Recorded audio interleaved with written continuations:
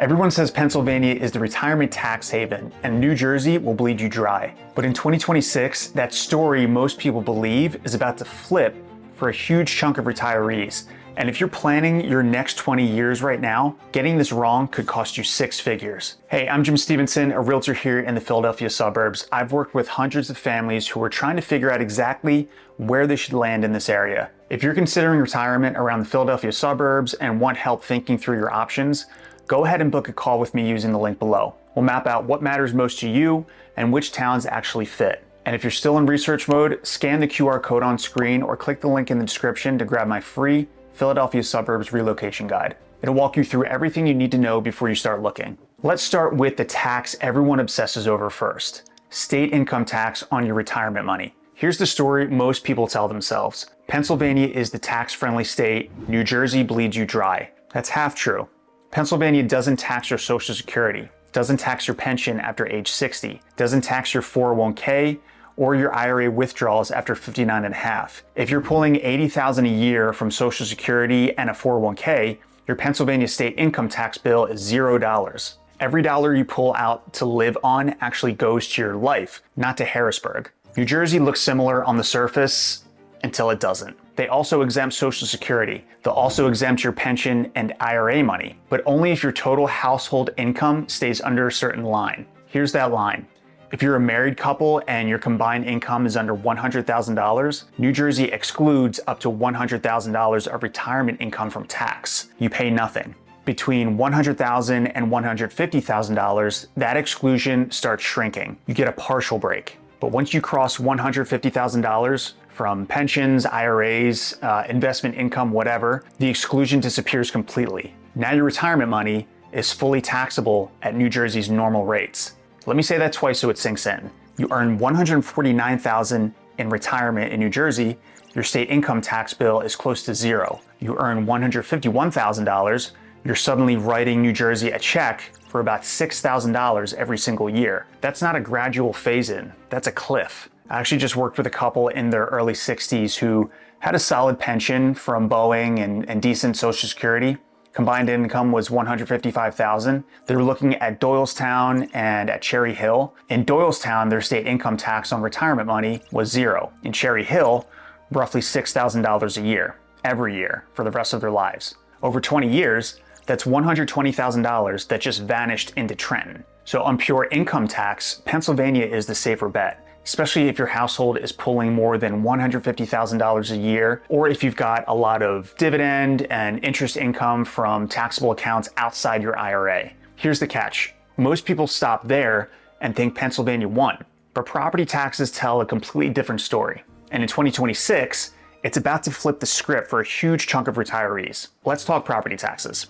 Everyone knows New Jersey has a pretty bad reputation here, and for good reason. Bucks County, your effective property tax rate is usually between 1.5 and 2%, depending on whether you're in Central Bucks, Council Rock, or one of the smaller districts. Montgomery County, similar story, about 1.3 to 1.8%. Places like Upper Merion or Cheltenham are on the lower end because they've got commercial tax base. Places like Wissahickon or Colonial are higher. South Jersey, you're looking at 2.5 to 3.5% in most of Burlington, Camden, and Mercer County. Let me show you the math on a $500,000 home. In Newtown, Bucks County, you're paying about $8,500 a year in property taxes. In Mount Laurel, New Jersey, comparable home, comparable schools, you're paying closer to $13,000. That's $4,500 more per year. That's $375 a month just in property taxes. For decades, that gap is why retirees ran from New Jersey. But starting in 2026, New Jersey rolled out a program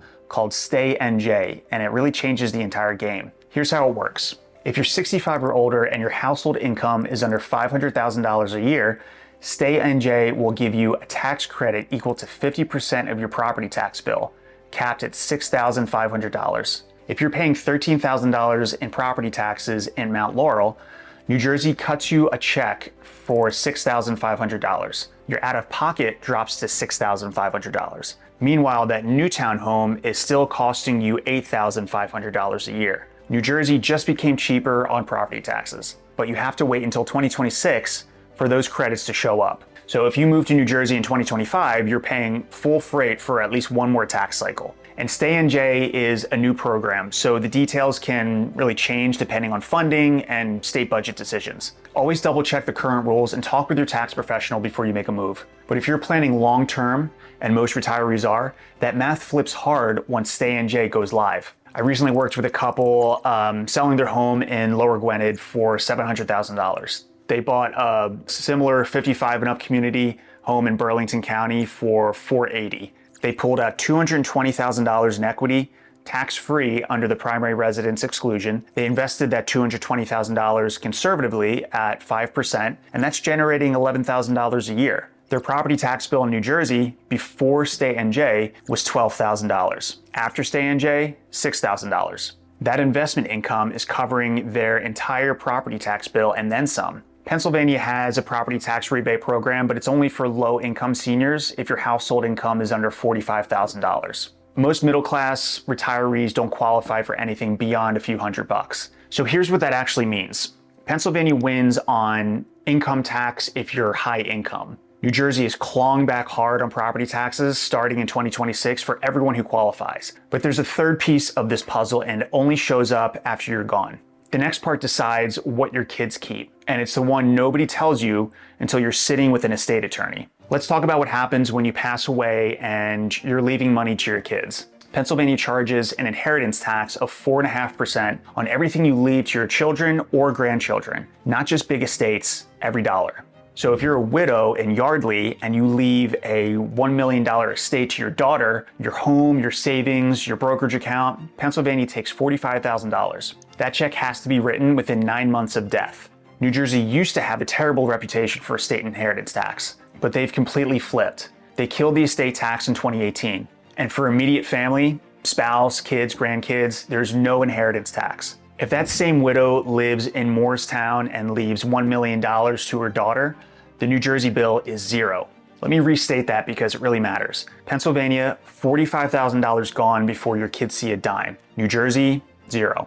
Now, if you're leaving money to siblings, that's a different story. Pennsylvania taxes that at 12%. New Jersey taxes it between 11% and 16% depending on the amount. But for the vast majority of retirees who are passing down wealth to their children, New Jersey is the clear winner. Here's what that tells you. If you're a higher income retiree, let's say you're pulling $160,000 a year, you're going to pay about $6,000 more per year in state income tax if you live in New Jersey instead of Pennsylvania. Over 20 years, that's $120,000 in extra taxes paid to New Jersey while you're alive. But if your net worth is $2.5 million, Pennsylvania is going to take $112,500 from your estate when you die. It would take you almost 19 years of living in Pennsylvania to break even on that inheritance hit. So if estate planning is your priority, if you care more about what your kids inherit, more than what you're spending month to month, the numbers actually look better in New Jersey, even if it costs you more while you're still breathing. Let me show you how this plays out for 3 different types of retirees. Married couple, mid-60s, $155,000 a year in combined income, looking at a $650,000 home,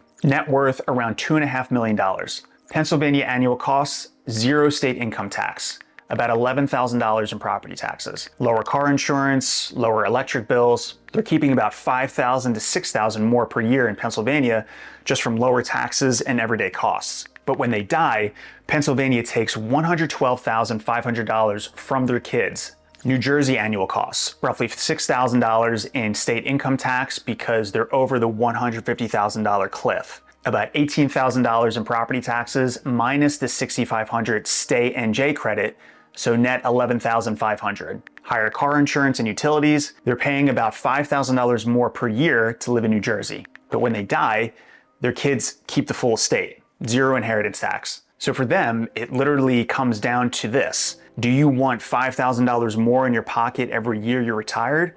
Or do you want your kids to keep an extra $112,000, when you're gone? There's really no right answer. It's just a clear trade-off. Now let's look at a married couple, late 60s, $65,000 a year in income, buying a $400,000 home. Pennsylvania, 0 state income tax, about $7,200 in property taxes, lower insurance and utilities. New Jersey, also 0 state income tax because they're under the $100,000 threshold, about $11,600 in property taxes before relief. After Stay NJ kicks in, that drops to $5,800. Once Stay NJ is live, New Jersey is actually cheaper on property taxes for this couple. But then you layer in the other stuff. Car insurance in New Jersey runs about $800 more per year for a 2-car household. Electric bills are about $600 higher. When you add it all up, they're basically even. So for this couple, the decision isn't really about money anymore, it's about lifestyle. Do you want to be 45 minutes from the Jersey Shore, or do you want to be in Bucks County near New Hope and the Delaware River towns? Last one, single, 72 years old, $45,000 a year in income, buying a $325,000 condo. Pennsylvania, 0 state income tax. About $5,500 in property taxes, minus a small rebate. Net is around $4,900. New Jersey, also 0 state income tax, about $9,000 in property taxes before Stay NJ. After the credit, that drops to about $4,500. Looks like New Jersey wins, right? But when you add in higher car insurance, about $600 more per year, higher electric, another $600, and here's the big one, transit. In Pennsylvania, once you hit 65, you ride SEPTA for free. Bus, subway, regional rail. You want to take the train from Doylestown into Center City for a doctor's appointment? Free. You want to go to the art museum or catch a Phillies game? Free ride. In New Jersey, you get half price on NJ Transit. That's good, but it's not free.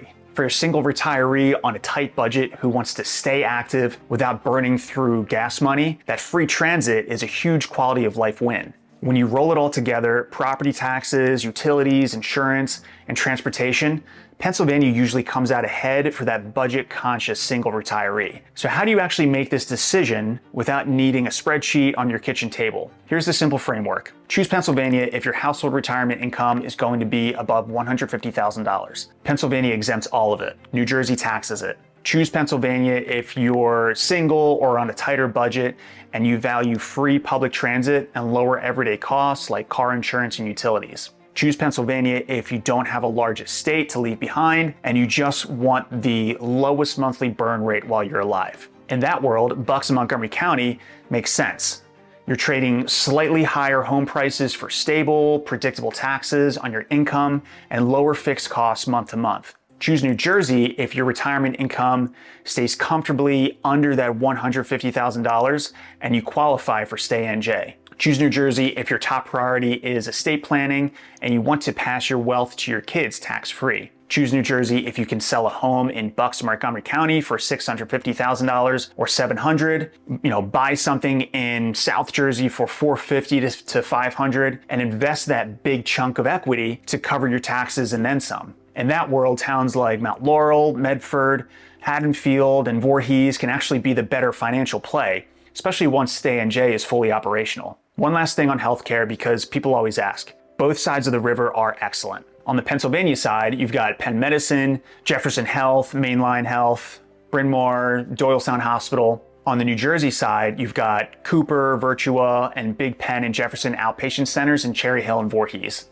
So I wouldn't pick a state based on hospital logos. You're getting world-class care either way in this region. But here's the bottom line. Pennsylvania has been the default retirement choice for decades because of tax simplicity. No income tax on retirement money, lower property taxes, predictable costs. But New Jersey just made a serious move with Stay NJ, and for a lot of retirees, especially those with estates to protect, the math is shifting fast. The right choice for you depends on 3 things: your realistic retirement income range, your home budget, and where you're selling from, and whether you care more about your monthly cash flow or the legacy you leave behind. If you're looking at this and thinking we should probably run our actual numbers before we make a move, that's exactly what I help people with. If you're considering retirement around the Philadelphia suburbs and want a local, boots on the ground look at how these trade-offs play out, book a call with me using the link below. We'll map out both paths side by side, the towns, the taxes, the commute, so you can feel confident you're choosing the state and the town